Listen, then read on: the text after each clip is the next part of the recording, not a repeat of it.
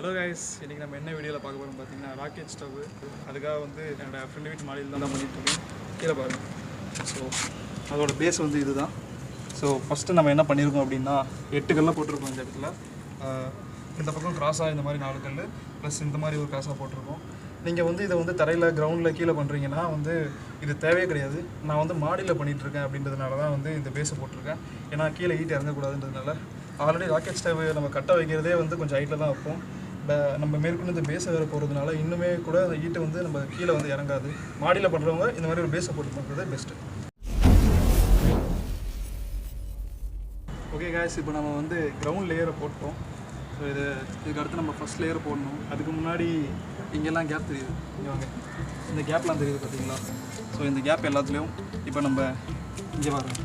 இதுக்காகவே களிமண் ஃபுல்லாக குழச்சி ரெடி பண்ணி வச்சுருக்கேன். இதை கொஞ்சம் கொஞ்சமாக எடுத்து அந்த கேப்பை வந்து லைட்டாக ஃபில் பண்ணி வச்சுருவோம்.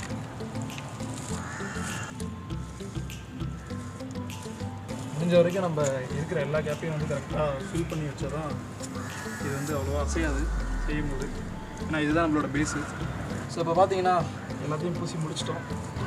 நெக்ஸ்ட்டு மேலே இருக்க லேயரை போட்டுருவோம். லேயரை வச்சுருவோம் கரெக்டாக.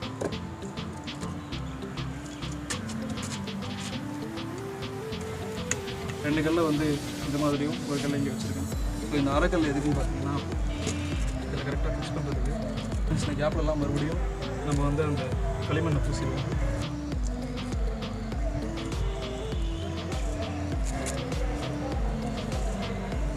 சைட்லலாம் முடிஞ்ச வரைக்கும்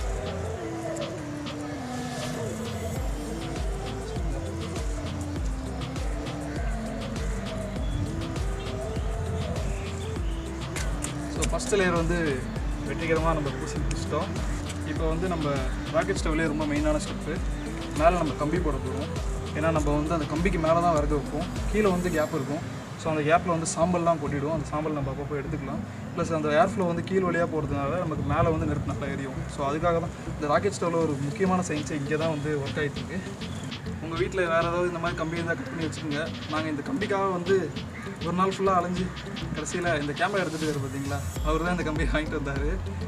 இது வந்து சைக்கிளோட வீலில் இருக்க அந்த ஃபோக்ஸ் இதெல்லாம் அதை நாங்கள் வாங்கிட்டு வந்துருக்கோம். எப்படி வைக்கிறேன்னு பார்த்துக்கோங்க.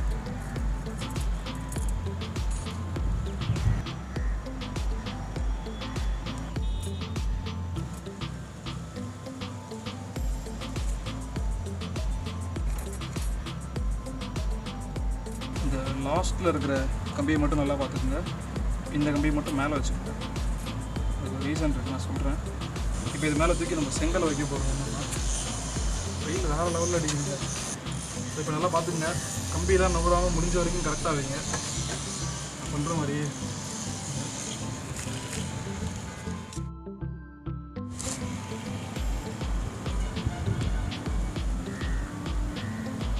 இந்த கம்பியெல்லாம் இப்படி தான் போகும். ஏன்னா அந்த வெயிட் வைக்கிறதுல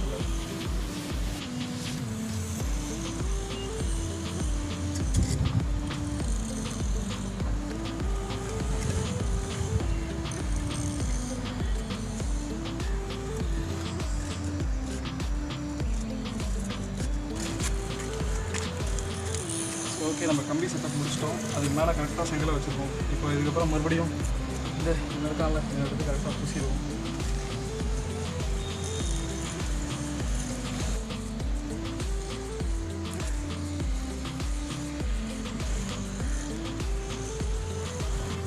இந்த கம்பி போட்டுருவோம் பார்த்தீங்களா?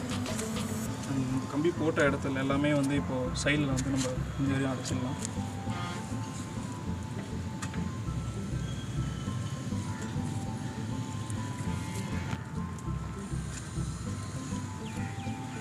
இந்த கம்பியெல்லாம் வந்து நான் முடிஞ்ச வரைக்கும் ஒட்டி வச்சுருக்கேன். இந்த மாதிரி முடிஞ்ச வரைக்கும் நீங்கள் கரெக்டாக பண்ணிக்கோங்க. கிரவுண்ட் லேயர் ஃபஸ்ட்டு, செகண்டு, நடுவில் கம்பி வச்சுருக்கோம். இதுக்கப்புறம் நம்ம 3வது லேயர் போடணும். அதையும் போட்டுருவோம். நல்லா பார்த்துக்குங்க. திருப்பி அதே மாதிரியே மேலே வச்சுருக்கேன். இந்த வாட்டி குட்டிக்கல் வந்து இங்கே வச்சுருக்கேன், பெரிய கலருக்கு. இப்போ அதே அப்படியே ஆப்போசிட் இங்கே பெரிய கல் வந்துடும். கரெக்டாக ஃபிட்டாக வர மாதிரி நம்ம 3 லேயர் முடிச்சிட்டோம். இப்போ இதுக்கும் வந்து கொஞ்சம் பூசிட்டோம். இதை வந்து பாருங்கள், கிட்ட வாங்க எப்படி இருக்கு பாருங்கள். எல்லா சைடும் நீங்கள் முடிஞ்ச வரைக்கும் நல்லா பூசுங்க. இனிமேட்டு தான் முக்கியமான ஸ்டெப் இருக்குது. இதுதான் ரொம்ப முக்கியமான கட்டம். எல்லாரும் தூக்கு சீக்கிரம் வைக்கணும். இந்த கல் வந்து இதில் ஒரு பேலன்ஸ்டாக இருக்குது. லைட்டாக இதில் பேலன்ஸ் பண்ணிக்கோங்க. இதில் தான் வைக்கணும், ஆனால் இதில் வந்து பேலன்ஸ் பண்ணிக்கணும். ரெண்டாவது கல் இங்கே வைக்கணும் பாருங்கள். இது கொஞ்சம் கலமாக இருக்குது. இந்த கல் எடுத்து முடிஞ்ச வரைக்கும் லைட்டாக வச்சுக்கோங்க. ஸோ இந்த கல் இங்கே வைக்கணும். லாஸ்ட்டாக இந்த கல்லை இதில் வச்சு முடிக்கணும். இந்த கல் இருக்குது பார்த்தீங்களா, இது வந்து இந்த இதில் பேலன்ஸ் பண்ணுற மாதிரி வைக்கணும் கரெக்டாக. ரொம்ப வச்சிங்கனாலும் கீழே விழுந்துடும். இதுக்கு அடுத்து மேலே இந்த கல்லுக்கு மேலே நம்ம இப்படி ஒரு கல் போடுவோம். அப்போ இது ஆட்டோமேட்டிக்காக லாக் ஆகிடும். இந்த இடம் கேப் இருக்குது பார்த்தீங்களா, இங்கே களிமண்ணை கொஞ்சம் பூசி கொஞ்சம் பேலன்ஸ் பண்ணிடலாம். ஸோ இந்த கேப்லாம் இருக்குது பாருங்கள். இந்த கேப்பில் அப்படியே இவ்வளோ அழகாக தள்ளிடுவோம். இல்லை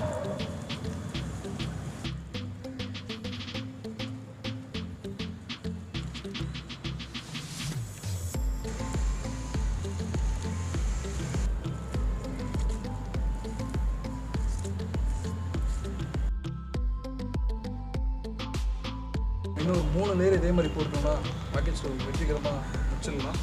அதுக்கப்புறம் நல்லா காய விடணும். அதுதான் நம்ம வேலை. இந்த கல்லை தான் வந்து நம்ம வந்து இந்த இடத்துல லைட்டாக பேலன்ஸ் பண்ணிப்போம். இப்போ இந்த கல்லை வந்து கரெக்டாக நம்ம இந்த மேலே வந்து வச்சு போட்டோம். இதை தான் வந்து இந்த இடத்துல வச்சுருக்கோம் லைட்டாக பேலன்ஸ் பண்ணி. ஸோ இந்த கல் மேலே வந்து நம்ம இப்படி வெயிட் பண்ணிட்டுருக்கோம். இது வந்து அப்படியே நிற்கும் ஸ்டேபிளாக. அதுக்கப்புறம் இது வந்து விழாது. நம்ம இதை அப்படியே காய வச்சோம்னா கரெக்டாக இருக்கும். இந்த கேப்லாம் வந்து நம்ம கரெக்டாக களிமண் வச்சோம்னா இதில் இந்த சைடு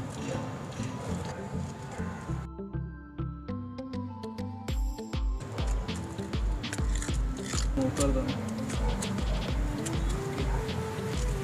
அடுத்த லேயரும் சீக்கிரமாக பண்ணிக்கலாம். இப்போ பார்த்தீங்கன்னா இப்போது கரெக்டாக 5 லேயர் முடிஞ்சிருச்சு. இதே மாதிரியே அப்படியே ஒரு 2 லேயர் போட்டு முடிச்சிட்டோம்னா ஆல்மோஸ்ட் இந்த ராக்கெட் ஸ்டவ்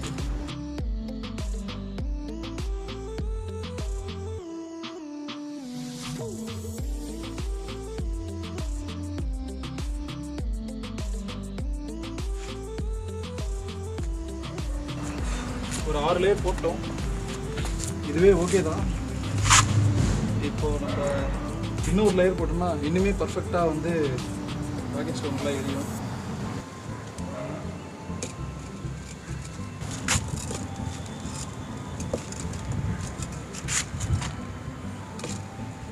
இந்த இடத்துல கொஞ்சம் பிடிக்குது. இங்கே வந்து இப்போ கொஞ்சம் களிமண் போடுவோம். களிமண் காலியாகிடுச்சு. அதனால் இதை வந்து வீட்டில் நம்ம சாப்பாடு இப்போ செய்வோம்ல, இப்படி பண்ண மாட்டோம். பட் அதே மாதிரி டெக்னாலஜி தான் இங்கே அப்ளை பண்ணிக்கலாம்.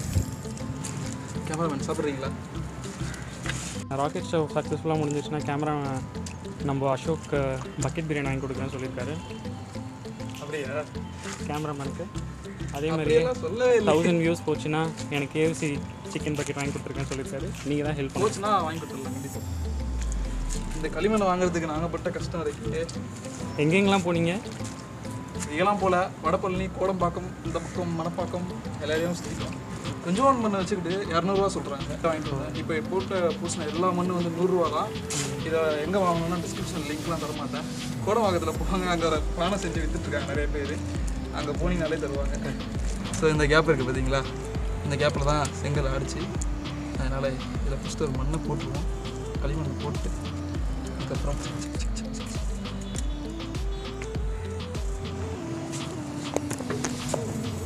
ஓகே. பார்த்தீங்கன்னா ராக்கெட் ஸ்டவ் வேறு லெவலில் ரெடி பண்ணி வச்சுருக்கோம். ஃபுல்லாக முடிஞ்சிருச்சு. இப்போ நல்லா வந்து காஞ்சிட்ருக்கு.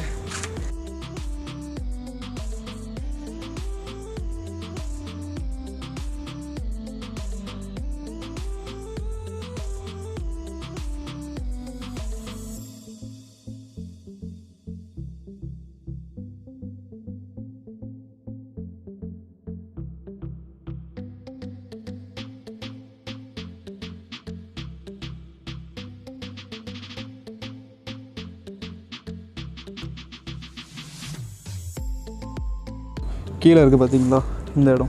ஸோ இந்த இடத்துல தான் வந்து சாம்பல் வந்து விழும். அண்ட் மேலே வந்து நம்ம விறகு வைப்போம். இந்த இடத்துல விறகு வச்சுருவோம். அண்ட் அதை எரிஞ்சு சாம்பல் வந்து கீழே விழும். அதை தான் நம்ம வெளியே டிஸ்போஸ் பண்ணிவிடுவோம்.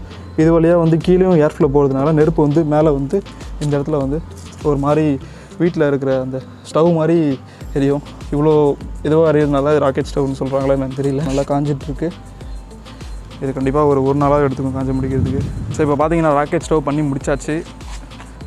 பார்த்தீங்களா நல்லா காஞ்சிட்ருக்கு. ஸோ இனிமேட்டு நிறையா குக்கிங் வீடியோஸ்லாம் பிளான் பண்ணி வச்சுருக்கோம். கண்டிப்பாக வந்து உங்களுக்கு இது எப்படி செய்யணுன்ற ஐடியா வந்திருக்கும். இந்த அடுப்பு வந்து வேறு லெவலில் எரியும். அது எப்படி எரியுதுன்றதை வந்து உங்களுக்கு நெக்ஸ்ட் வீடியோவில் குக்கிங் பண்ணும்போது காட்டுறேன். கண்டிப்பாக சேனலை சப்ஸ்கிரைப் பண்ணி வச்சுங்க. ஸோ இதோட இந்த வீடியோ நான் முடிச்சுக்கிறேன். நெக்ஸ்ட் ஒரு சூப்பரான வீடியோவில் பார்ப்போம். நெக்ஸ்ட் வீடியோ கண்டிப்பாக பாய். ஓகேவா?